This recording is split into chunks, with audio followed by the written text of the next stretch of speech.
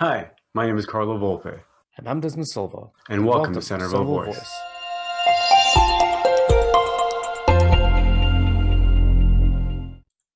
Hey, everybody, welcome to Centerville Voice. My name is Carlo Volpe, and my good friend Desmond. How are you, Desmond? Okay, about you, Carlo? I'm great, thank you, Des. And welcome everybody to this episode of Centerville Voice. This is episode number 16, and we're going to get into a little bit of a religious theme, maybe a couple episodes, hopefully, and really we'll see where it goes. But I want to start with the Judeo-Christian kind of background. That's I'm most familiar with. I'm sure that's what you're most familiar with, Des. And to start off, what better way to start off, or what better section than the Ten Commandments, right? Exactly. So let's get into that. And the story of the Ten Commandments is, from my understanding, and I want you to expand if you can as well, is that the Ten Commandments were given to Moses when Moses went to Mount Sinai, Mount probably Sinai, yep. Mount Sinai.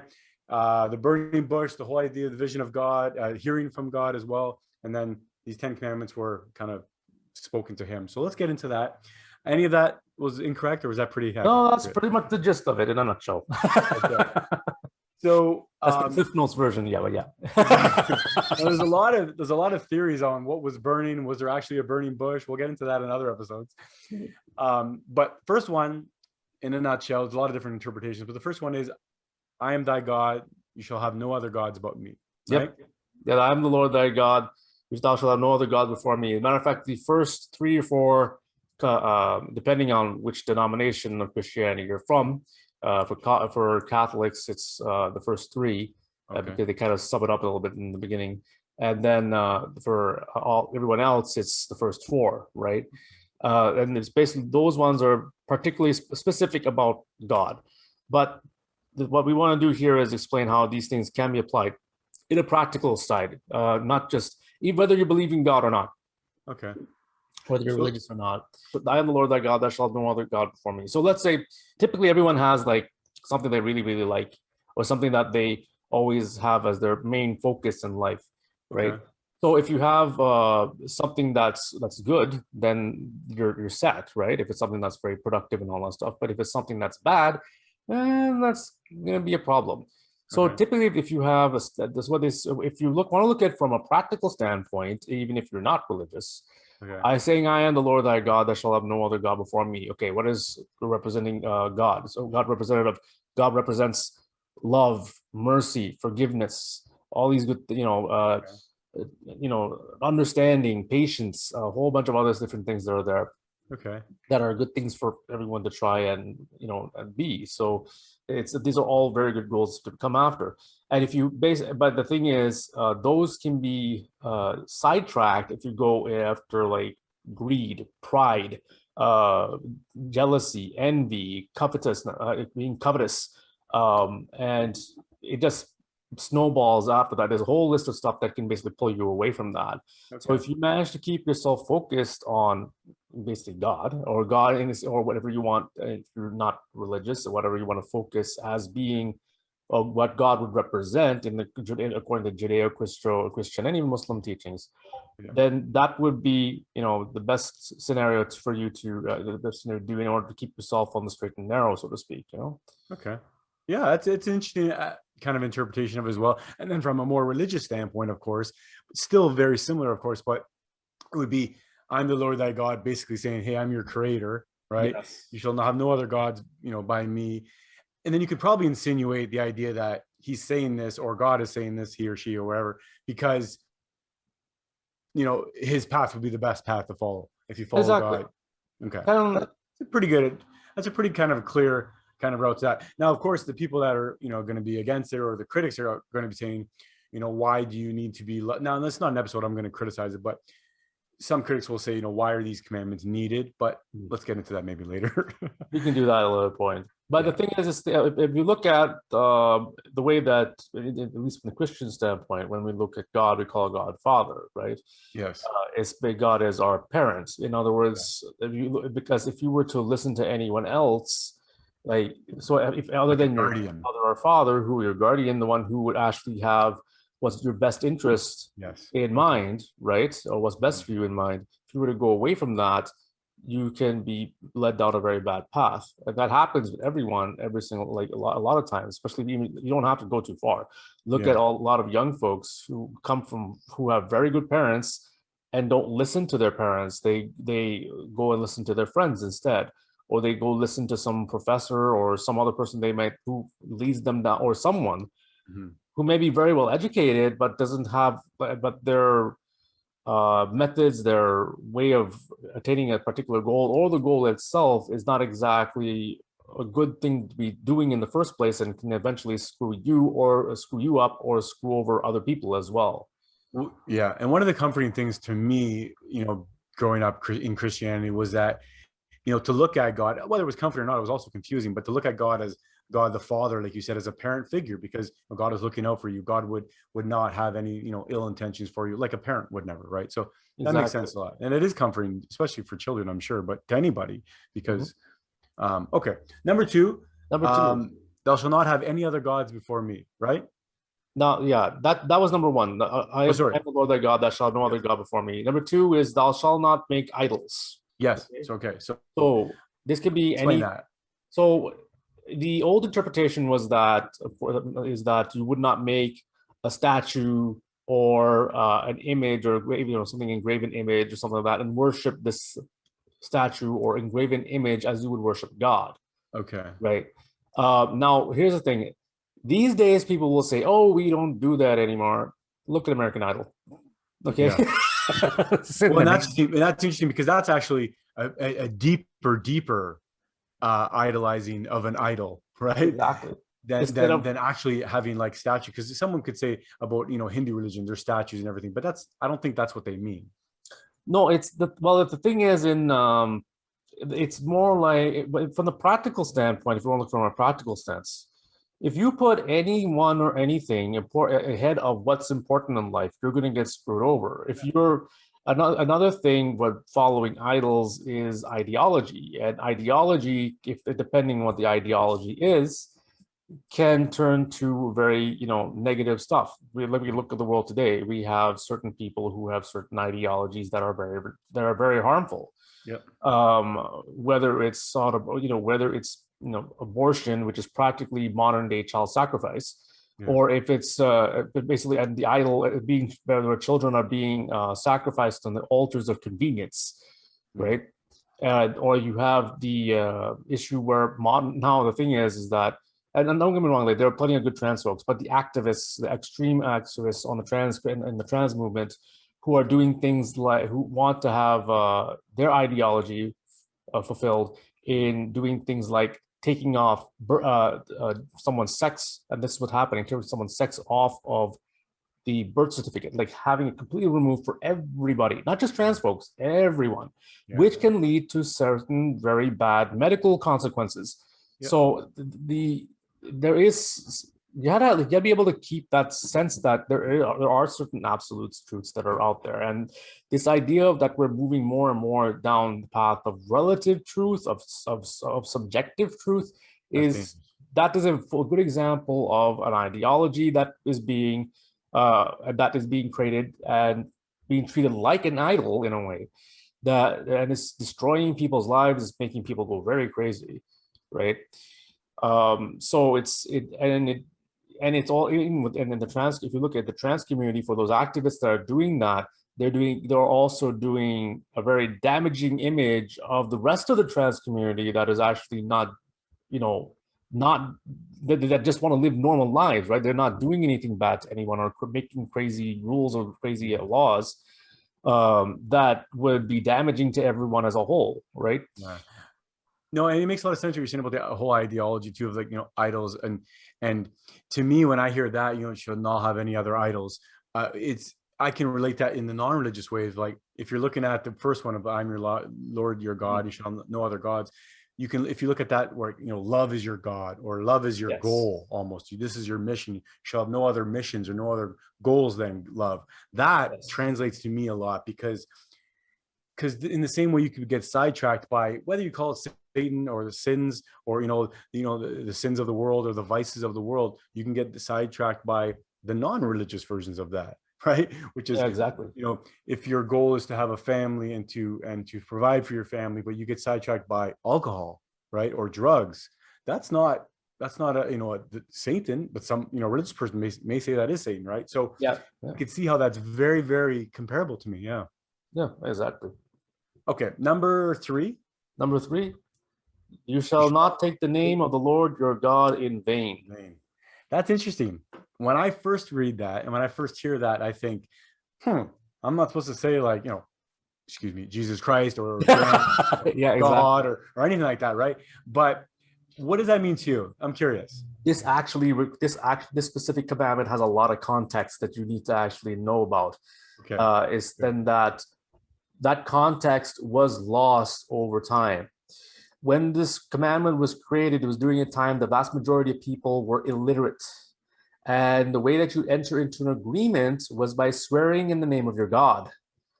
So if you took the name of your name, so let's say you had, I don't know, you went to your neighbor, or let's say you were a merchant, right? You were a merchant and you owed this other merchant 10 bags of linen, right? Okay. And because that merchant had given you, I don't know, 20 bags of oats, right? Sure, they're part of the arrangement. Yeah. Yeah. So a fair part of the arrangement was that one person would give one person the 10 bags, 20 bags of oats, and the other person gives the 10 bags of linen in exchange, right? Okay. So because at the time there were so many people who were doing business without writing anything, right? Okay. Because they couldn't read or write, they would swear an oath. It was an honor system. Makes sense. Right? Yeah. And so swearing on to my God that I'm truthful or that I will pay this. Exactly. I mean, we still do that in courts, right? That's true. You swear to tell the whole truth, nothing but the truth, Bible. will help you God, right? Yeah. And the whole idea of swearing under oath comes from that tradition. So if you ever want to know why in our court systems it's so terrible to swear under oath, this is where it comes from. Yeah. So that makes a lot more sense. So it's not just a God that doesn't want his name used when you swear. No, it's that's the weird twist that most people, I think, understand it as. Exactly. Now, what happened is that somewhere down when in the Middle Ages, that got misunderstood, and people would say if you ever said, "Oh my God" or something like that, yes, right? That was a big no-no. During the Spanish Inquisition, they had inquisitors who had ears all over the place, and that's why you get the expression "for Pete's sake," right? For Pete's sake. Instead of saying "for God's sake," people started saying "for Pete's sake." Wow. Pete meaning Saint Peter. Yeah. The first pope. And and Saint Peter wasn't God, so you're not taking God's name in vain. So if you stub your toe, you're like, "Oh, for Pete's sake," right? So that's exactly how it would go like that. Wow, what a lesson in interpretation. Yeah, and eventually that rolled down, and that's where the idea of even to this day, why swearing is seen as a bad thing. Yeah. Because if you see swearing or cussing, just like they said, "Oh, for Pete's sake," or something like that, or seen as a bad thing, is coming from that long line of that tradition. So, but it started off with this, which was this is a statement to say, don't lie, be honest, be honorable, honest in your dealings with others, right? Wow. Mm-hmm. That's all it is. That's a good one. Okay, next one we have here is remember the Sabbath day and to keep it holy. Exactly. So take a break. Well, exactly. It could be a way of saying, the same way that say God, the world was created in 6 days and God rested on the seventh is like the same idea, right? Mm-hmm. Is that what you think the whole purpose of it? Like, it was basically, if you don't be a workaholic, and the idea was if you're working all the time, what time do you have to spend with family? Right? Yeah. What time do you have to spend with your kids and all that stuff, right? I can take that from that for sure, because people, we all know people, right? That guys and gals that are at the office or they're working their job all the time, or you hear about stories at least, right? So yeah, that's interesting. And I mean, who's going to argue with that? Yeah, exactly. I mean, whether it's Saturday or Friday, I mean, like let's talk about that, right? The Judeo-Christian and even the Muslim traditions, Friday for Muslims, right? Yep. Saturday for Jews and Sunday for Christians. Yep, exactly. And now I don't know offhand other religions, but I'm sure there's a something in the religious text about taking days off as well. It probably has something similar. We'd have to look it up, but I'm sure that they got something similar on the days. Maybe on our next episodes we'll get into As a that. matter of fact, the word holiday comes from the term holy day. There you go. Holiday. So it's a day that's made holy, and that's the day that you shouldn't work. You should observe, just pray, spend time together with the family. And again, you go the old saying, the family that prays together stays together, right? And I find that that's very, very true. And honestly, I don't know, like, and this is from my own experience. People may not, agree with me on this, but I know that whenever I pray every single day, and you can do this whether you're Jewish or Buddhist or whatever, but if you pray every day, things just go right. Really? Just happen to go your way, they go well, right? For the rest of the day. It just happens. I don't know what it is. It just goes that way. You feel better, right? Yeah. Like you end up with fewer burdens being put down in front of you. And especially in the case of Christians, where you believe that, Jesus Christ, came to save us and all that stuff, and share our burdens and all that stuff. It's like God shouldering part of the burden and basically taking some of the burden off of us. So that's great. Yeah. Well, and that, like you said, that's a benefit that everybody can get. And I want to talk about that later. I want to do an episode on prayer and it's just prayer itself. There's so much to talk about with that, right? Oh yeah. Okay. Next one. And again, no argument here. Definitely in our busy world, we'd probably want 2 Sabbath days, right? Exactly. Number 5 is honor your mother and father. God knows we need more of that these days. We do. And that's definitely something that's probably pretty self-explanatory. I mean, through the ages, if you honor your father and even the word honor, we can really unwrap that, right? Honor just doesn't mean respect them. Right? It's like honor their wishes, honor their traditions, probably honor their honor meaning basically, it means respect and do what's right by them, right? They brought you into this world, and and if you won't be here if it weren't for them. And yes, there are parents that are not perfect. Yes, there are parents who are horrible at times, but honor your mother and father nonetheless, because it's going to come back to you eventually. Because if you learn to honor your mother and father, then what happens is your children end up learning to honor you, right? And wouldn't you want your kids to honor you as well? So that's kind of self-explanatory. And trust me, but when you have parents who are difficult or very hard to deal with, it's extremely hard to do something like this. And that's a good lesson, because like you said, every kid goes through times, every adolescence and high school and young adulthood, and my goodness, challenging things and rebellious. But the thing is, the person who is rebellious against their parents and the person who is respectful to their parents, we look at the difference between the two. The one who is respectful is seen as respectable. The one who is not, right? Yeah. Number 6, thou shalt not kill, thou shalt not murder. Which is pretty much the same thing. Now, thou shalt not murder. It says that says thou shalt not kill, thou shalt not murder. Basically, don't take someone's life, right? There is in India, for instance, there's a law of the jungle which says the only time that you should kill anything is if you're going to eat it, or if you're trying to defend yourself. That's the only time that you should kill anyone or anything, right? That's a good law. I mean, and it's universal.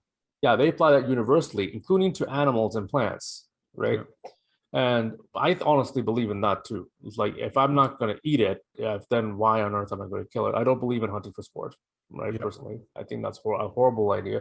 I mean, who would want someone running after them with a knife and saying, this is fun? And not really. And that's almost, I mean, not to get an episode about that either, but that's almost even a misnomer, because sport hunting, when you keep that meat and you eat it, that's still sport hunting. But yeah, it makes it think that people actually shoot animals and don't keep them, and it really doesn't happen. Right? If you're just going to put the animal, if you're going to just take the animal and then put them in a taxidermist, that's just not right. Like, I know there are people who like to have their trophies, and people are going to say, oh, you shouldn't judge, but you think about putting yourself in that place. Like, I understand a tiger coming wanting to eat me.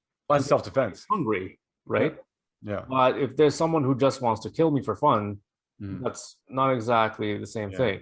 right? Well, I'll tell you, you'd be hard pressed to find a hunter out there that doesn't at least eat their own meat, but also doesn't give it away. So yeah, that's definitely, and that's not murder, right? That's killing for food is very Killing different. for food is a different story, right? But you're right, But murder is a universal thing. It's and we can expand that because it's not just the religious ones who agree murder is wrong. Atheists agree murder is wrong. Across the board, it's considered wrong, of course. Um, now, and here's the thing: is that we understand that any human life, yeah, if that's a good you point. kill any human life at any stage or point of life, that's murder. That's a good point because we need to have an episode on abortion. We really do, but that's something that I want to say gets kind of blown over, or it kind of gets just mulled over, and we don't really talk about it too much anymore. But I think it's something that's going to come up a lot in the future. Especially because people are thinking about religion more, and I think that it's valid. But yeah, we'll get into an episode about that because you're right. What some people don't consider murder is absolutely murder by a lot of people's standards. Yes. A lot of people. And the biggest problem I think right now is the legal system, how throughout the centuries, people have used things like the presence of the soul or personhood. By the modern day standard of the presence of the soul is personhood, the legal term personhood. Yeah. And basically what happens is in the old philosophical standard would basically say that all human beings have a soul. And if you don't have a soul, that means you're not a human being. This is what a lot of politicians during like the 1600s, 1700s, say 1800s, they would try to use the presence of the soul to dictate whether or not someone was human or not, right? Okay. Or So whether or not justify someone certain was actions. exactly, or whether they were a savage or an animal or something like that, as Okay. opposed to being a real human being. Even though it's plain to see this person was a human being, you could communicate them, and the reasoning behind it was really, really horrible, especially when some of these people tried to basically, RAPE, certain people who were in that particular group, particularly, especially the women in that group. And then after, there's some really messed up scenarios where, like, for instance, Afro slaves who were their slave owners would force them to breed with them, and they would sell their own children off into slavery because they're mixed breed, so to speak. Right. Terrible. It was or mixed race. So it was a horrible thing that they went back then, and we're still seeing that today, where people are now debating whether someone is a person. Yeah. The term soul has been replaced by the term person, and is being debated to this day when it comes to the unborn child every single day, like even to this day. To think that this is progress, no. Take a closer look at history. You're on the wrong side if you're thinking that this is progress, saying that a particular human life is not human because you think that they're not a person, and because it's not convenient to you. Because you look at all the others who did the exact same thing in the past, it was not convenient for them, for a particular group of people, to be seen as people. For instance, slave traders, right? Yeah. No, absolutely. And like I said, we need to do an episode on that, and maybe a couple episodes, because there's it's so much to unpack, and it's controversial, and it's a lot of emotions behind that. Okay, so next one, thou shalt not commit adultery. Interesting. My take on that initially, just by looking at it, is that it probably is a rule that will keep the peace, keep families together, keep the best intentions for children and the future. That's probably where it came from. That's the main thing. Yeah. Because if you look at when a child, especially when a child understands that they're the product of the love of their mother and father, right? Yeah. And especially during in old days, right, ancient times, if a husband left his wife, and the wife had nowhere else to go, he essentially made his wife destitute, and the same went for his children. Unless, of course, he took the children with him, but then the children would be without a mother, which caused other social problems, etc. Especially back then, yeah. So the idea, and when it also comes into the idea, when they think, if we're talking about the idea of sin and all this stuff, sin is essentially destroying something that God has created, or destroying something that, or destroying something that God has created, or destroying, taking something from that is not yours, that is not rightfully yours, or and causing some form of destruction in one way. Yeah, I see it almost as like disturbing the peace that God created, or disturbing the harmony maybe that of the earth or whatever. I could see that. So adultery, like you said, now it's funny because one could see that as well. How do you prevent it? How do you prevent it? Well, you could just not do it. Work really, really hard at it. Yeah. Now, yeah, it's not easy. Marriage is not easy at all. No, it's probably let's be honest. It's probably among the hardest things in life. Oh yeah. Right. And because life is so complicated, right? But yeah, okay. I think that's all I have to say about adultery. I mean, it's bad, it's wrong. And if you're with someone who wants to be with someone else and you're okay with that, it's not really adultery. I guess it's just swingers. Well, yeah, like let's put it this way. If you like, there are scenarios where you could see that, but that's not really adultery to me. Where one spouse can force another one into adultery, and then depending on this, and usually it's when they're deprived. Yeah. And even the priest, I've actually asked, had to talk about this with a priest, as that, but if they say that if a wife deprives her husband for an extended period of time, to the point that he goes nuts and essentially goes after another woman, right? Yeah, she's also partly to blame for that, because especially, let's put it this way, if the guy, what are you going to expect if the guy tells her over and over and over again, if you don't do this, I'm going to see someone else, over and over and over and over for a year? Yeah. And she doesn't listen. Yeah. Well, what do you expect? I understand your point, and I want to just put a counter to that, because marriage has come so far, I think, and our society has looked at marriage in such a different view over the years, that I think that most people watching this, maybe not most people, a lot of people watching this will say, are you insinuating that someone should be guilted into having sex with their spouse? They're going to say that. I'm not saying guilted, but the thing is, or pressured, because that's pressure, right? No, I'm not saying you're pressured, but the thing is, if you're going into marriage, it's kind of expected. I mean, what do you think marriage is? Like, I know what a marriage is. but to that argument, is it any relationship then? Because what defines, because if you're in a relationship but you're not married, does it make it different? No, like, and the same thing, it goes for the husband. You can do the same thing around. If the husband is like work, and doesn't pay attention to his wife, and his wife wants attention from him, and he's not giving, and she tells him over and over and over again, if you don't do this, I'm leaving. If you don't do this, I'm leaving. Well, so one day you come home and she's gone, and you're like, why did she leave me? You're the idiot. Yeah. No, you're 100% because he told you. So why does it feel worse in the first situation? Maybe it's just my own personal kind of. But why does it feel bad in the first situation? Is because there is a societal bias that we have that puts men, because men are seen as the strong ones and women are seen as the victims. We automatically think that the guy has to be the one that has to basically suck it up and deal with it. That's not the case. Here's the thing: when it comes to sexual urges, whether you like it or not, men's testosterone, especially in very high level alpha males, is extremely strong.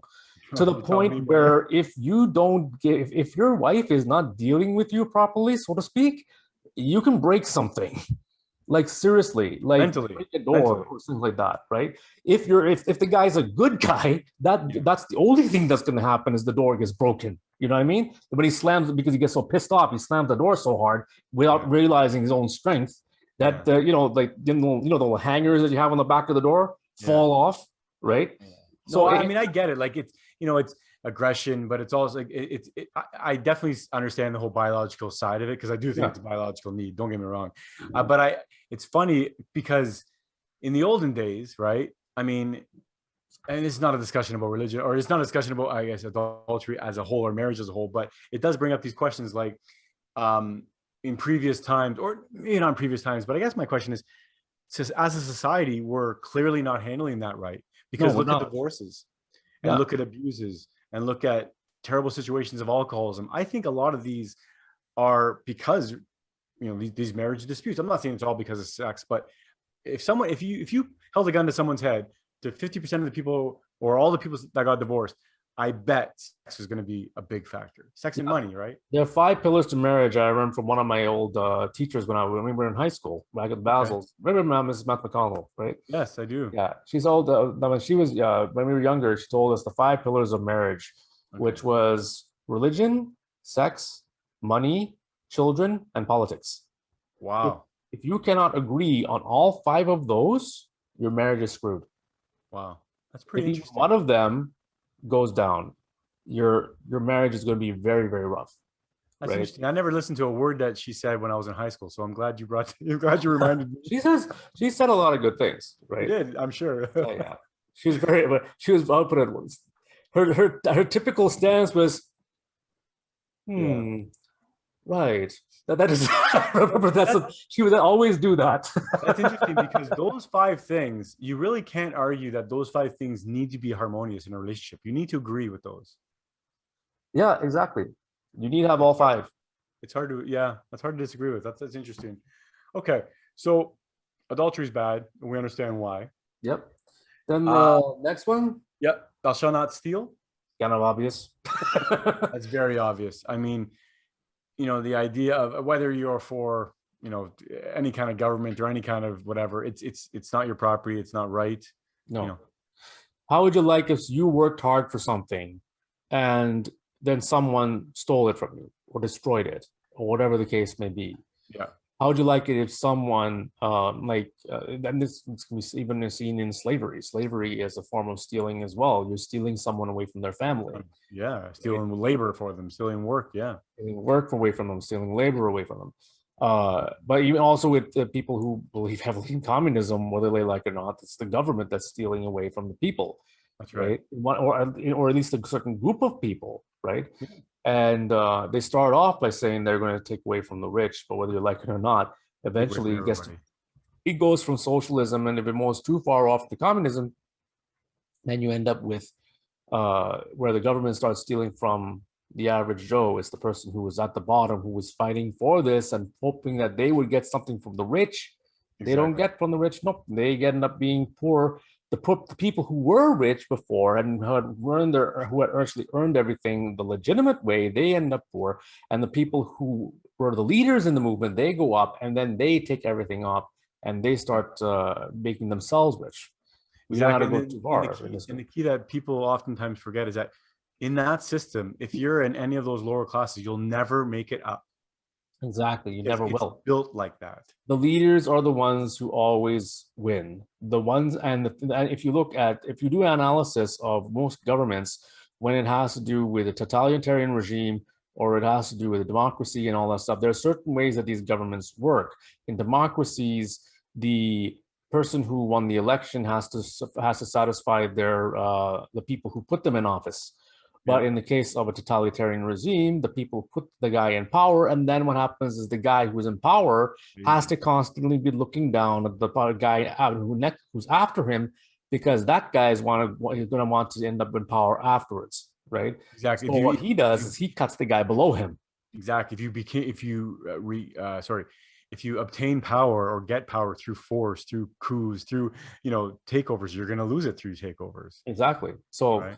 And that's just another form of stealing, right? Yeah. Let's see, right? Okay. So thou shalt not steal. Easy.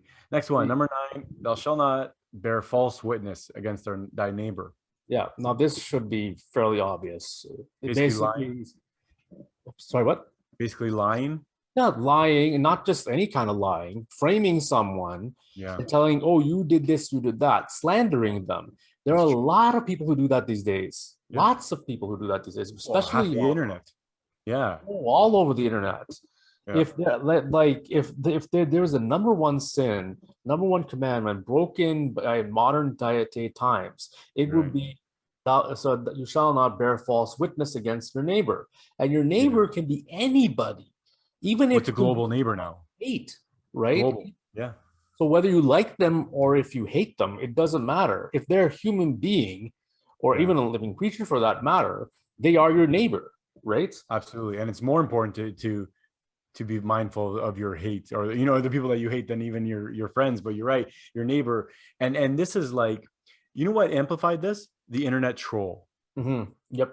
So people going on and just literally talking shit just to get a rise, and it's so toxic. It is very toxic.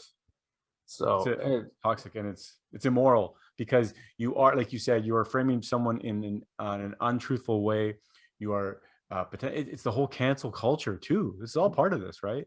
Oh yeah, I remember one time I was in a debate where there was this. I was basically arguing the point that children, that unborn children are human beings, biologically, genetically, according to and all evidence of medical science. They are human beings and therefore should be treated as such, that no one has the right to take their life. And the only time that abortion should be considered is in the event that that both the lives of both mother and child are in danger, and there's no way to save them both, right? Yeah. That's the only time. And there are medical conditions like that. 100%. Yeah, there are conditions that are like that. Now, of course, people need to understand the difference between an abortion and miscarriage. Miscarriage is not the same as abortion. Miscarriage is not natural, right? Yeah, very, very different. Yeah, absolutely. Well, that's very, very different. And I wonder if part of the reasons why we don't talk about miscarriages as much as they happen is maybe because abortion is so rampant. I wonder. I don't want to get into that, but maybe. Anyways, I don't know. But going back to what my original point was, I was arguing this on in a debate, and there was one lady who was so freaking ideological that just couldn't accept anything that I put for her. These are all medical facts, right? All scientific facts. I was talking not in terms of religion. I was talking in terms of genetics. Yeah. I was talking in terms of biology. So there is absolutely, and if you look at it from that point, a lot of the arguments that people who are pro-abortion, or what like to call themselves pro-choice, are actually, what the arguments that they put forward sound very much like magic. Yeah. When you think about it, it's like, it's not. Well, like the idea that the personhood comes at a certain time period, certain gestation. Yeah, it's like, okay, in the womb, not a person. Exit the womb, suddenly a person. Yeah. Well, guess what? The child who was outside of the womb when they were in the womb was the exact same state that they were in just a few seconds earlier. If you have a 9-month child, if you have a baby at 9 months gestation, right, at 9 months of pregnancy, and that child is leaving the mother's womb at that time, they are, at the time that they're inside the mother's womb, they're the exact same state the moment they come out, right? The only difference is maybe the skull hardens, but that doesn't matter, because guess what? That's just another form of human development. There are certain things that we don't have that when we're children that we get when we're adults. Right? Well, here's a quick eye opener on as far as gestation and development. My first daughter Lily was born at 25 weeks. Yeah, they do abortions not that much before that. I think they do abortions up to like 15 or 20 weeks, maybe. I'm not sure. There is I don't think there is a law in Canada. States, I don't know. Well, in Canada, I don't know how far they go, but I know in the States there's been like very late terms, right? Oh yeah, there's no law on limits of abortion in Canada. In the States, thanks to Trump, there was that at least they stopped third trimester abortions. Right? Sorry, are you saying in Canada there's no limit? There is no law. There's no limit as far as we should look into that. I'm pretty sure that, but I don't, because as far as I know, there is no specific law on abortion in Canada. But anyways, I was arguing, but the thing is, this particular lady was just so out there, but she just started, she's like, oh, okay, you believe that if you believe what you think is right, watch this. She started going all over my Facebook and telling this man is sexist, this man is discriminatory, he hates women and all that stuff. He is an idiot. He believes in nonsense, and also he went on one of my old employer websites and tried to get me fired.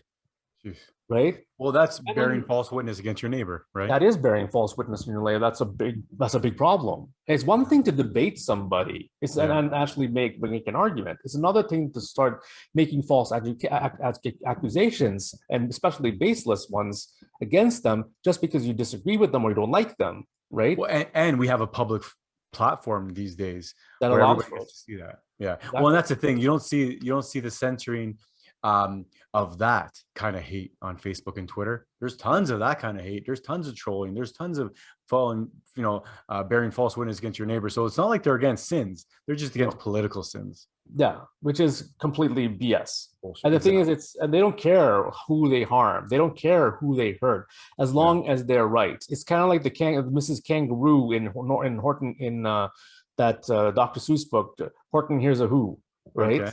Yeah. Where basically she will basically tie him up and basically kill off a whole little civilization that's on a small little thing there, just to prove a point, just to say that she's right.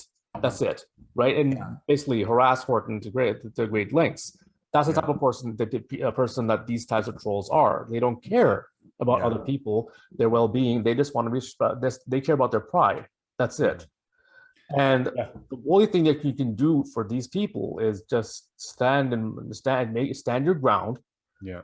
And that's what I did. I stood my ground with that lady, and she said, "Oh, now what do you say if your thing is so righteous?" I'm like, yes, what I believe is righteous. There's nothing you can say that's going to change my mind, because I know what I'm speaking is right. Yeah. Prove me wrong through proper debate. What you've done is you have not proved me wrong. You have actually proved me right, that people that you actually exist, and you're actually purporting evil, which is exactly what this is. This is evil, going around and doing this to other people, right? Yeah. So it's okay. Last one we have is thou shalt not covet. So, and the extension of that is covet thy neighbor's house, thy neighbor's wife, anything really. Now let's get into that. Covet means what? Covet means, well, to want what is not belonging to you, right? It's one thing to go about saying like, oh, hey, Joe's got a new car. I wish you know what? Joe's got a new car. You know what? I think I'm going to get one myself, and I'm going to go down the store and I'm going to get one myself, right? Yeah. That's not a big deal. Like, oh, Joe's got a new pair of pants. Wow, where'd you get those from? Oh, we got it from Walmart the other day. Oh, how much are they going for? $20. Oh, really? Wow, that's a deal. I'm going to go down there and get me one. So that's myself. I like that. That's not a big deal. No, that's nothing, right? But going around saying, oh my gosh, Joe has a one-of-a-kind, I don't know, collector item. I don't know, let's say Joe is a Star Wars fan, right? Yeah. And he's got a collector's item, one-of-a-kind collector's item, never removed from box, Millennium Falcon. That's pretty cool. Okay. Let's say he's got one of those. I mean, you know what I'm talking about. Most of the guys in our generation know what we're talking about, right? Yeah. Those types, they're very rare, and you can get on. They sell a lot on eBay for those types of things, right? Or if you got one of the very first Superman comics, like Superman Action Comics 1, the original one, right? So is the qualifier then wanting something that's rare, or wanting something specific, or wanting something almost specific, envying them for it? Let's put it this way. I think Chris Rock made a good idea of that. Made a good explanation of this, right? Chris Rock's a comedian, and he was like, dude, there's a difference between when a man looks at someone else's woman, and when a woman looks at someone else's man. When your buddy looks at your girl, and looks at you, oh man, dude, she's gorgeous. What he's gonna ask is, dude, is she got a sister, right? Yeah. He's not going to go after her specifically, right? But he's going to go after someone like her if this guy's your real friend. Like she gave him a good idea of the girl he wanted. Yeah, he wanted, exactly. So he was like, "Damn, has she got a sister, man?" Like, right? So then the next joke. But yeah, so and this as then what happens is, but when it comes to if it's a guy, if it's a woman who has a guy, and one of her friends sees that guy, right? She's not going to want her brother. No, she wants him. That's a funny joke. Don't want anyone else. She wants your man, not anyone else. That's coveting. That's coveting. That's coveting. Gotcha. That's an example of coveting, right? Yeah. And for obvious reasons, right? The pain and the just the problems that it causes going around wanting other people's stuff, right? That makes. Right, exactly. Is that what it's speaking? So that's being covetous, and the same thing can happen of little kids do this a lot. Yeah, about being covetous. Some kid comes over. Want. Yeah, I want. Little Joey comes to school with a Pikachu doll, right? Yeah. With a Pikachu plushie, and all the kids want the Pikachu plushie Yeah. because he's the only one who has a Pikachu plushie. Mhm. So what happens? He gets bullied and it gets stolen from him. Yeah. So do you think the lesson around maybe that one, coveting, is more about, do you think it's more about being grateful maybe, or being Grateful, being happy with what you have? Don't try and don't be yearning for what others have, right? Yeah. I mean, if you do look at, Satisfying. if you can go to the point where you don't covet it or you don't have any wants whatsoever, just happy with what way you have, that's the happiest you can be. Because Well, you always hear about these gurus or these monks or these people who meditate and they give away all their possessions and they feel better. That's exactly. And there's a lot of movies like I forgot to not have a want. Of having wants. There's one movie I remember seeing was a thriller. I don't remember the name of the movie, but what happened is there's this couple who moved into this house and they found this room that was sealed in this house that they had bought. They opened up the room and what they found is that they could anything that they asked for, like if they wished for something, it would appear in the room. Okay. Like the husband, one day he was in the room, he was tired of cleaning up and all this. Oh, I wish I had I wish I had a bottle of whiskey, right? And all of a sudden there's a bottle of whiskey. Okay. And he was like, oh wow, this is great. So he started wishing for something. He wished for an authentic Van Gogh painting, and he got an authentic Van Gogh painting. Wow. And he started, and then when his wife came home, he had a whole bunch of stuff that was there. Okay. And he's, what is this? And then both of them start wishing for stuff like crazy. They even give him $1 million. They instantaneously became $1 million. Here's the catch, though: anything that leaves the house ages very quickly. So when the husband tried to take the money to the bank, it turned to dust. So, but then what happened is eventually they got to, after wishing for days on end, for food and drinks and lavish clothes and other stuff and partying for days on end, they felt hollow. Yeah. They felt that something was missing that a lot of the material stuff couldn't fill. Yeah. Right. And that's halfway, like where the first quarter of the movie leaves off. Right. And then there's a whole bunch of other stuff that happens afterward. Right. But that's the age-old tale, right? Is that everybody, whether after they gather all this wealth anyway, they realize it's not about the money. They always realize it's about the family. They always realize it's about love and sharing and giving to other people. And in fact, you always hear that people say they feel the best when they give. So it's the same stuff that, Christianity talks about, same stuff that most religions talk about, giving to other people. And it's the opposite of what this is saying. Don't covet anything. In fact, do the opposite probably. If you want to raise good kids, have them make sure that they're with the family. Take them to the old folks home and help out around the old folks home doing volunteer work. Maybe help out the local orphanage. If you're if you're a animal lover, then go over to the local the animal shelter and help out. Right. Whatever the case is, it's just a matter of doing something good for someone else. Right. Yeah.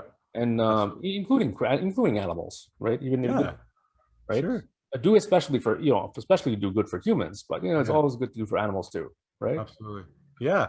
Well, honestly, that was good. I like that. So 10 Commandments, shared by at least 3 main religions, right? Christianity, Judaism, and Islam. Islam, yeah.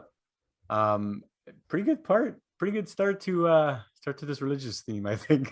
And the nice thing is that a lot of these the commandments about thou shalt not steal, thou shalt not commit adultery, thou shalt not kill, those basic ones are on almost every single religion that is there. And also even there are commandments again about being honest and being trustworthy and stuff like that that are reworded in various other ways in those other religions. Yeah, awesome. And I'm interested to hear what other people think about the first couple of commandments as well, because I think we brought some interesting looks at it or perspective, because the idea of your God being love, or your God being the goal of sharing and all that stuff, it's not something that I've thought about often. So hopefully people will find this interesting and give us your feedback, folks. Yeah. Leave a comment in the comment section below. Absolutely. Well, Des, thanks so much, buddy. I think this has been a good episode, episode number 16, and I'm looking forward to talking again. Same here, bud. We'll see you guys in the next video. Peace. Thanks, guys. Hi, and thanks for watching this episode of Centerville Voice. If you like what you see, don't forget to share, like, comment, and subscribe. And if you're watching this on YouTube, also click on the notifications icon to make sure you'll get notified on all of our new episodes every Friday. By sharing and liking this episode and all of our episodes, it really helps to promote the channel. And by sharing these episodes, it helps to promote our word and get the word out. If you like what you see and hear, please consider becoming one of our supporters on Patreon. 10% of all Patreon supporter donations we receive go directly to our charity of the year. This year, our charity of the year is the Terry Fox Foundation. You can visit us at centervillevoice.com to learn more and engage with us on one of our social media platforms. Thanks for your support, and we'll see you again in the next episode. Peace.